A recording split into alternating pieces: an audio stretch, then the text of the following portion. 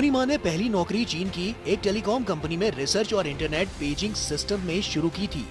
यहाँ पर उनको पेजर के लिए सॉफ्टवेयर डिजाइन करने का काम दिया गया था। इसके बाद उन्होंने एक और टेलीकॉम कंपनी में काम किया और यहाँ पर इंटरनेट कॉलिंग पर उन्होंने काम किया। पोनीमा ने अपने क्लासमेट के साथ मिलकर 1998 में अपनी कंपनी खोली। नाम रखा टेंसेंट। 1999 में कंपनी का पहला प्रोडक्ट सामने आया, इंटरनेट इंस्टेंट मैसेजिंग सर्विस। हालांकि पोनीमा की कंपनी ने यह प्रोडक्ट एक इजरायली कंपनी से प्रभावित होकर बनाया था और इसका नाम रखा OICQ। OICQ के आते ही इसे लोगों ने काफी पसंद किया और देखते ही देखते इसके 10 लाख से ज्यादा यूजर हो गए।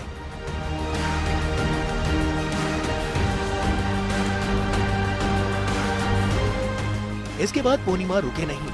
2004 में उनकी कंपनी टेंसेंट ने ऑनलाइन गेमिंग प्लेटफॉर्म लॉन्च किया और वर्चुअल गेमिंग उपकरण और रिंगटोन बेचने लगे।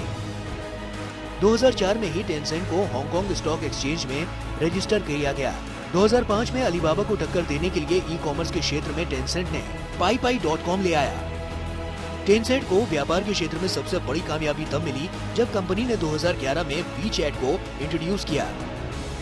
2015 में इस ऐप को एशिया पैसिफिक रीजन के 48% इंटरनेट यूजर्स यूज करने लगे थे। इसके बाद तो मा हुआतेंग रुकने वाले थे नहीं और इसके बाद वो अपना और अपनी कंपनी का नाम आगे बढ़ाते रहे। हाँ, ये जरूर हुआ कि माँ ने 2015 से समाज सेवा के क्षेत्र में कदम रखा, वो भी टेक्नोलॉजीज में। 2015 में पोनीमा ने वुझेन में इंटरनेट हॉस्पिटल की नींव रखी और इसके जरिए दूर दराज के लोगों का इलाज और दवाइयों की डिलीवरी शुरू कर दी।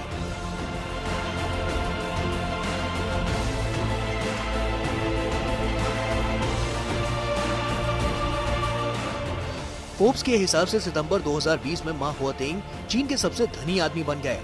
इनकी कंपनी वीचैट को मैनेज करने के साथ साथ mobile entertainment, payment system, smartphone, internet से जुड़ी सेवाएं, वैल्यू एडेड सर्विस और ऑनलाइन एडवर्टाइजिंग सर्विस के क्षेत्र में चीन ही नहीं दुनिया में अपना अलग नाम है।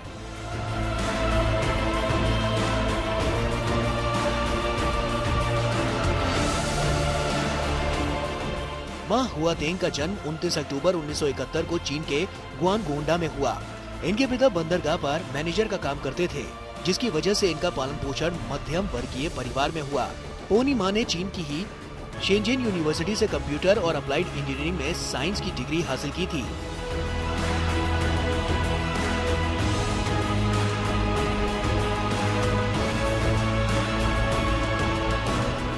मा हुआतेंग की कंपनी ने बाइजू से लेकर फ्लिपकार्ट तक में निवेश किया था।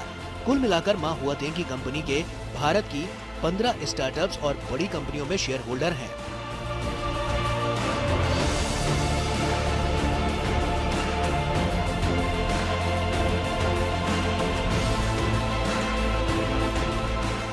मा हुआतेंग ने बहुत कम ही उम्र में कामयाबी की बुलंदियों को छू लिया और ये साबित कर दिया कि काबिलियत किसी की मोहताज नहीं होती। पहली नौकरी से अपना करियर शुरू करके मा हुआतेंग तरक्की के राह पर आगे बढ़ते चले गए। अपनी मेहनत, लगन और काबिलियत की वजह से ही वो कम उम्र में ही ऐसे मुकाम पर पहुंच गए थे जिसकी कल्पना आसानी से नहीं की जा सकती।